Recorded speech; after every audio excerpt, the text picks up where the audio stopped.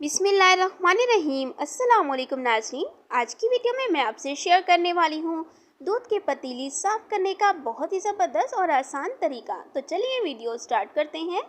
जैसा कि हम सब जानते हैं कि दूध की पतीली धोना एक मुश्किल काम है। भले फ़ौरन ही दूध उबाल लिया जाए, मगर पतीली में कुछ ना कुछ दूध जम ही जाता है, जो दोबारा गर्म करने पर जलकर सख्त हो जाता है। और ख़ास तौर पर सर्दियों के मौसम में तो पतीली धोना बहुत ही मुश्किल होता है।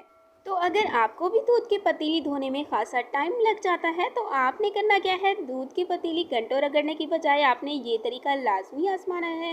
इससे क्या होगा, इससे एक तो दूध की पतीली साफ़ हो जाएगी और दूसरा मेहनत भी नहीं करनी पड़ेगी। तो आपने करना क्या है, दूध की पतीली में आटा डालें और पानी डालकर इसी पतीली में आटा गूंद लें। ऐसा करने से देगची में लगी मलाई और दूध आटे में मिक्स हो जाएगा, पतीली साफ़ हो जाएगी और इसके अलावा रोटी भी दूध की वजह से नरम बनेगी।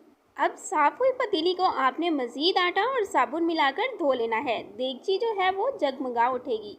इसके अलावा लास्ट में मैं आपको जली हुई देगची साफ़ करने का बहुत ही ज़बरदस्त और आसान तरीका बता। अगर देगची बहुत ज़्यादा जल गई हो तो इसमें 1 कप गर्म पानी डालें और 1 चम्मच सर्फ डालें और चूने से मांज लें। सर्फ बर्तन धोने के साबुन के मुकाबले में देगची को जल्दी साफ़ करेगा और देगची जगमगा उठेगी। Thanks for watching. Please subscribe my channel health clinic.